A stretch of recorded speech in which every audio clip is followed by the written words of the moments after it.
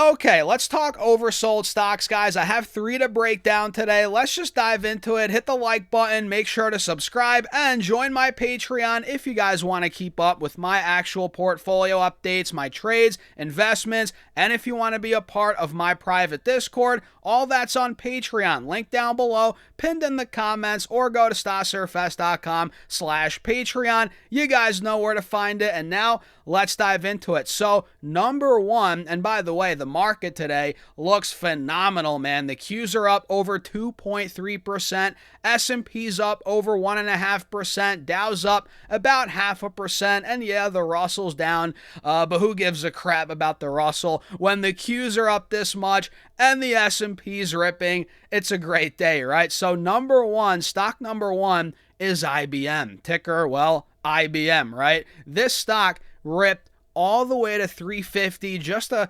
couple weeks ago, right? Earlier in June, actually, we hit $350 a share after trading at 212 just in the middle of May. So this stock's kind of been all over the place, right? From 212 all the way to 350. Now we're back to about 275, and notice the price action here, right? We saw a major pullback over the last couple of days or weeks at this point, actually, and notice where we're finding support. Notice where all these buyers are coming in, right around 250, 260, 270, which was resistance all throughout the middle of February up until pretty much the end of May, right? This thing ripped in the end of May all the way to 350, and now we've pulled back, and again, we're finding support at that old resistance. A lot of buyers are coming in. We're actually holding these moving averages, and to me, technically speaking here, guys, does this not look like a cup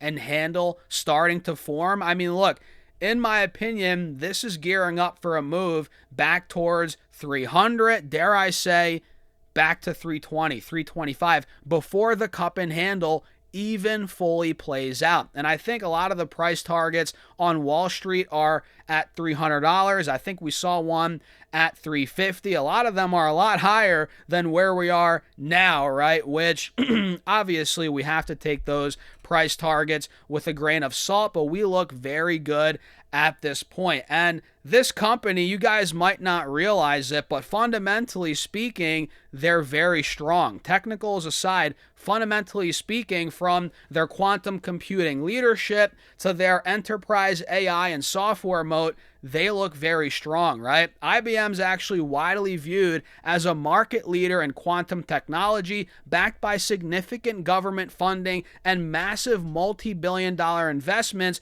A lot of the bulls believe IBM's infrastructure-first approach in quantum could eventually earn them a premium valuation multiple, similar to other technology platform leaders, right?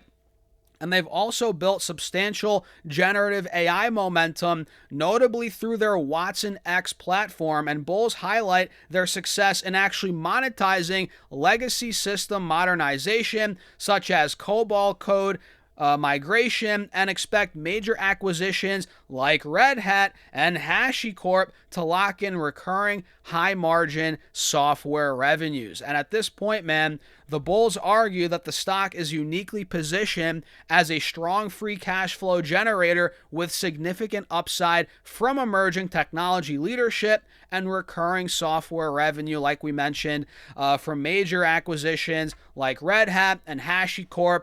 And there's a lot more, right? We could talk all day about IBM, but they're positioned quite nicely here, again, in quantum, in AI, with all these recurring revenue streams. And like I said a couple seconds ago, the chart looks very good, and a lot of buying pressure is building up here, and I think it's only a matter of time before IBM really starts to take off back towards the high 200s. Well, I guess we're already in the high 200s, but, you know, back towards 300 plus. I think that is where we're going. And I'm not in IBM yet, but I'm so close to buying. Look, you guys saw my previous video. I locked in profits on a firm. I locked in the gains on my call options, made a good amount of money there. Now, of course, of course, I'm looking to put that money elsewhere. And IBM is definitely a top candidate right now. And Rocket Lab is number 2, which I'm almost so mad at myself for not buying some Rocket Lab on Friday, man. I was so close. We called it out at $84, $85 in the Patreon and Discord. Now it's at 97. We're up 15% on the day, but I still think there could be more to go here on Rocket Lab, you know? We talked about it again in Discord. We talked about it over the weekend, how it could go to $100. It's pretty much right there. And again, I think we're going higher, especially after the news that we got today. They actually acquired the satellite communications operator Iridium Communications for $8 billion. And you guys know, alongside of that, they have a new $300 million NASA launch contract. And man, they're really coming for SpaceX, right? These moves solidify Rocket Lab's bull case, essentially, by transforming them to an end-to-end space powerhouse, really getting close to the business model of SpaceX, right? So I'm very excited about the acquisition they made, all these new contracts with NASA they got, which we talked about that last week. I believe that news came out Thursday or Friday. That spiked the stock up a little bit. So we're seeing a lot of momentum now with these positive catalysts, with all this news flow. So maybe buying today wouldn't make the most sense. So I'm still bullish, again, obviously, or I wouldn't be talking about it in this video, but I might wait till tomorrow. Maybe if we get a breather on this stock, maybe back down to the low 90s, maybe high 80s, that could be the time to strike. But in the grand scheme of things, man, whether it's low 80s or low 90s, high 80s, mid 90s, we're still oversold. We're still trading more towards the bottom of this channel on this 4-hour time frame. And look, a lot of the weak hands when it comes to the space stocks have been shaken out now. You know, all the hype was piling in before the SpaceX IPO, and now, like we predicted, a lot of these stocks came down. The hype has died down, and that is when you want to look. That is when you want to strike after a 40-50% drawdown, not when we're in peak euphoria, which I was pounding the table, against buying these stocks a couple weeks ago. But now they look pretty good, man. They look pretty good. Rocket Lab's not the only one. You know, ASTS is another one. That's up 20% today. I mean, we called these out a couple of videos ago, right? Redwire is another one. This one's not moving as much, but I think there could be a further breakout in Redwire. So we have a lot of oversold stocks in the space sector. A lot of them are bouncing back. And I would wait for a little drawdown before entering personally, but I think there is a lot more to go over the coming days/weeks on a lot of these stocks. And last but not least, and by the way, guys, make sure to hit the like button. Make sure to subscribe if you're still, tuning in here and you haven't subscribed yet. Hit that follow button, hit that subscribe button. I appreciate you all for tuning in, whether you're on YouTube, whether you're on Facebook.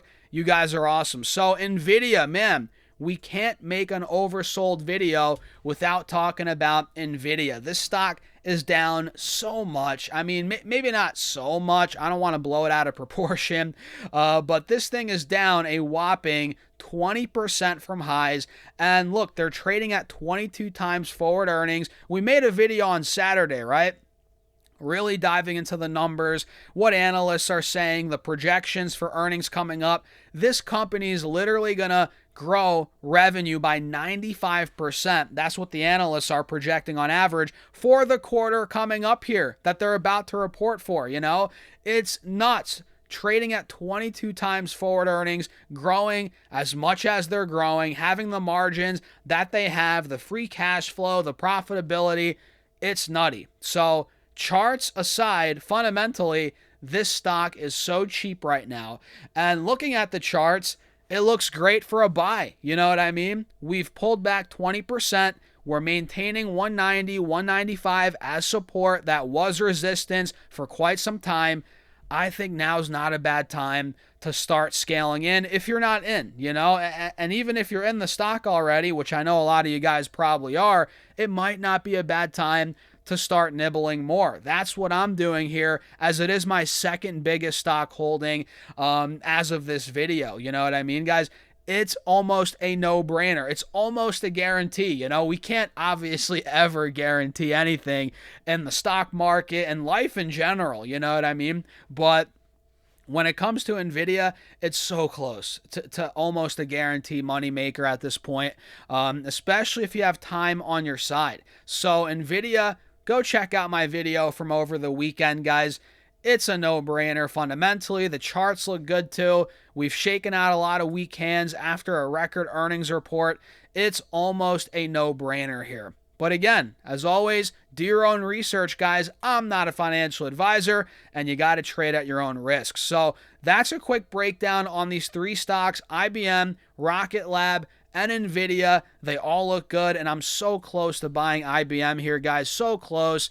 And Rocket Lab, I'm close to, but I'm waiting for a little weakness in the price. I think we might get it tomorrow, and that could end up being a great entry. So what do you guys think? Follow along for more. Again, hit that like button, subscribe, and join my Patreon if you want to keep up with my actual portfolio updates, my trades in real time, investments, my options moves, and if you want to be a part of my private Discord. All that's linked down below, pinned in the comments, or go to stockssurefest.com/Patreon. And with that being said, I'll see you guys in the Patreon or in the next video. Have a great day.